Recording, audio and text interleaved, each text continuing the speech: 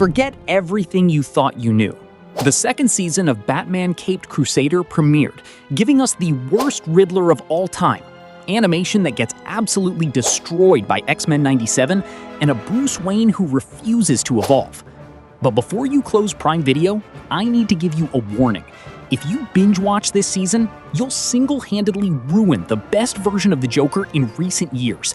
Today is a complete autopsy, with spoilers, and we're gonna understand why Amazon sabotaged its own show. The first thing you need to know about these 10 new episodes is structural. Bruce Timm stepped down as the head. Ed Brubaker left the writing team to focus on his own series, Criminal, and Jeffrey Thorne took over. Prime Video dropped everything at once, and the worst thing you can do is swallow all 10 episodes in a single weekend. I made that mistake in the first season and was unfair to the show. The DNA of Caped Crusader is procedural. It's the villain of the week, Batman gets beaten up in the middle, the monster escapes, and at the end, there's a capture. If you watch it all at once, the formula gets exhausting. But if you consume it slowly, you realize that the average quality of this season is higher than the first one. And the ultimate proof of this is the Spectre episode. They took Jim Corrigan, that corrupt cop from the first season, and put him in a sentence reduction experiment that goes terribly wrong.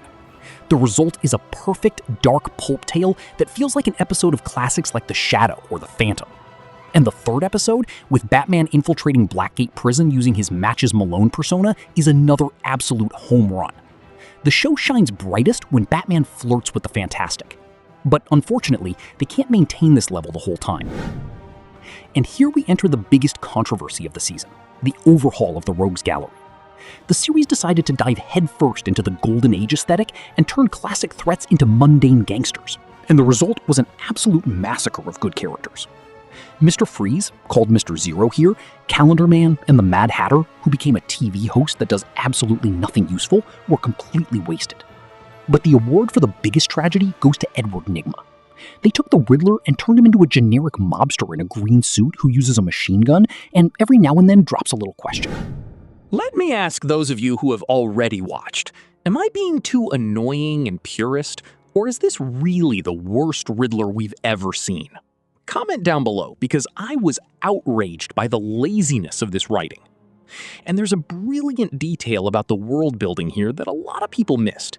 Do you remember how the first season had some heavy supernatural touches, with the gentleman ghost being literally a ghost? Yeah, that's gone. Now the threat is mundane, physical, and pulls straight from Golden Age classics. A perfect example is Hugo Strange. He's not that contemporary manipulative psychiatrist, he's back to being a classic mad scientist, doing bizarre biological experiments.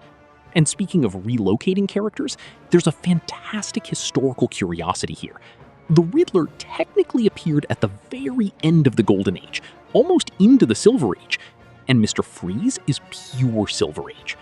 By turning both of them into mobsters, with Mr. Freeze disposing of bodies for the Mafia, the show purposefully reverse-engineered these characters to force them into the Golden Age. And the reinventions don't stop there. Calendar Man became a mob accountant. The Mad Hatter became the Mad Hatteress, a reporter who manipulates the public's mind through the media without needing any magic hat. And Roxy Rocket, who was created in the classic animated series, got a revenge arc against the terrible trio with a look that screams Rocketeer. If you found this Elseworlds vibe interesting and want to understand where the writers got this inspiration, I highly recommend two reads, the Monster Men saga and the Batman 9 Lives comic book, which also plays with throwing the Bat into a completely different noir context. The links for both are down below in our Amazon and YouTube shopping showcase. Curiously, the minor villains are the ones who save the day. Roxy Rocket gets an incredible aesthetic reminiscent of the Rocketeer, and the Mad Monk delivers a genuine mystery involving religious fanaticism. Now, while the writers were bending over backward to reinvent the villains, they forgot someone important, Bruce Wayne. Batman actually gets an arc about learning empathy and working with Gordon, but Bruce Wayne suffers from the Zorro complex. He's an empty shell.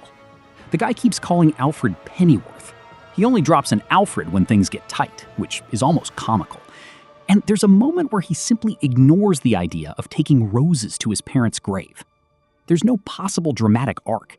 He just serves as a contrast to Batman.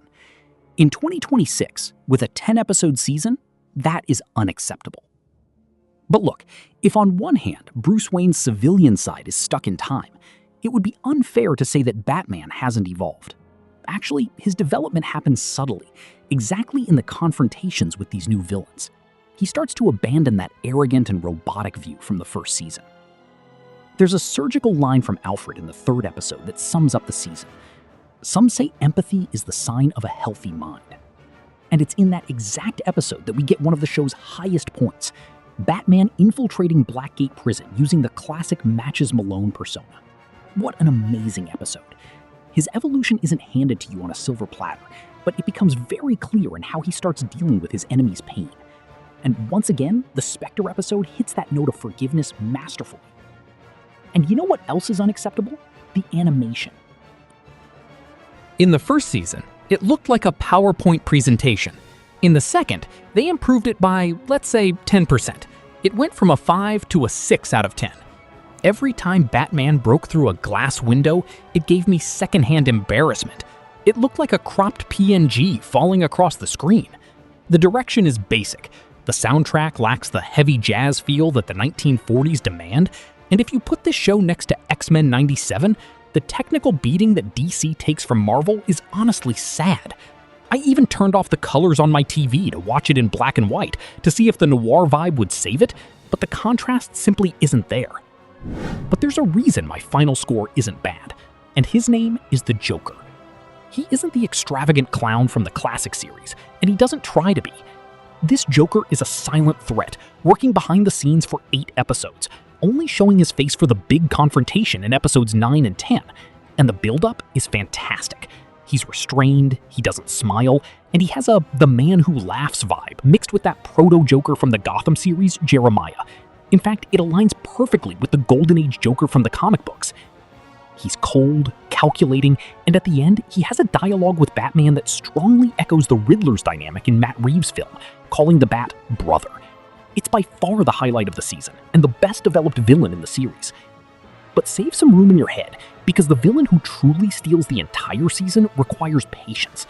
The Joker deserves a chapter of his own, and that's exactly how the show treats him. He isn't the chatty, chaotic, and extravagant clown that pop culture has cemented. He's a ghost. He haunts the narrative in complete silence, episode after episode, in no rush at all, until he puts his plan into action in the season's climax. This version of him is cold, methodical. He simply doesn't smile. He's a calculating figure pulled straight from his very first comic book appearances back in 1940. And it's precisely because he's so restrained that he becomes so terrifying and unpredictable, leaving Batman genuinely lost. It's a creative choice that will definitely divide contemporary fans, but for those who embrace the pulp premise, he works like a perfect gear. Overall, the season fully establishes the promised noir vibe and brings very well-crafted dynamics, like the split personality of Thorn. But unlike the first season, which left a wide-open hook in the post-credits scene, this second one ends without delivering an obvious continuation.